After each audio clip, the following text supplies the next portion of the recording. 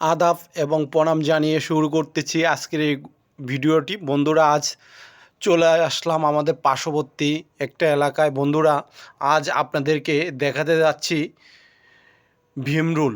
বন্ধুরা, আজ আপনাদেরকে দেখাবো ভীমরুলের বাসা। আমার খুব গা ছিমছিম করতেছে, আমি তারপরও আপনাদের জন্য খুব কাছাকাছি গিয়ে ভিডিও করে ফেললাম। বন্ধুরা, দেখা যাচ্ছে ভীমরুলগুলো বের হচ্ছে আর বাসার মধ্যে প্রবেশ করতেছে।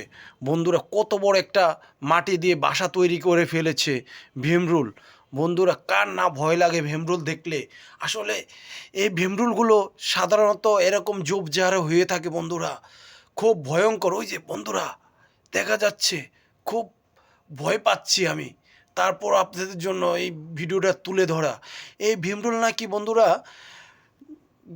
যদি পোলা পাইনে যদি দুষ্টামি করে ঢিল ছুঁড়ে থাকে, যদি পানির নিচে ডুব দিয়েও থাকে, এই ভীমরুল নাকি ওই পানির নিচে গিয়ে কামড়িয়ে চলে আসে। কি ভয়ঙ্কর ব্যাপার, তাই না বন্ধুরা? এই ব্যাপারগুলো আসলে যখন মুরব্বির থেকে শুনি খুব ভয় লাগে।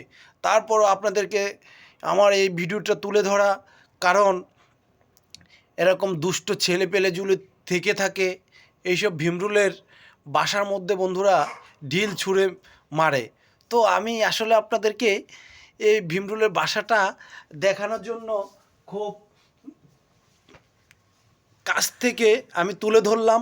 তো বন্ধুরা, আপনারা খুব সচেতনভাবে ছেলে মেয়েদেরকে এরকম ঝোপঝাড়ের দিকে যেতে দিবেন না ওদেরকে, এবং এরকম ভীমরুলের বাসা থেকে দূরে রাখবেন। তো বন্ধুরা, এই ভীমরুল নাকি মানুষকে কামড় দেওয়ার পর মানুষ নাকি এরকম অনেকে মারাও যায়। তো এরকম আসলে খুব ভয়ঙ্কর একটা ব্যাপার, আমাদের বয়োজ্যেষ্ঠদের থেকে শুনতাম। আজকে আমি সরাসরি এই ভীমরুলের বাসা দেখে আপনাদেরকে ভিডিওর মাধ্যমে তুলে ধরলাম। বন্ধুরা, এরকম ভীমরুলের বাসা আসলে খুব ভয়ঙ্কর।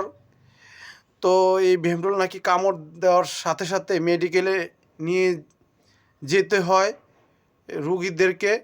তো বন্ধুরা, এটা থেকে দূরে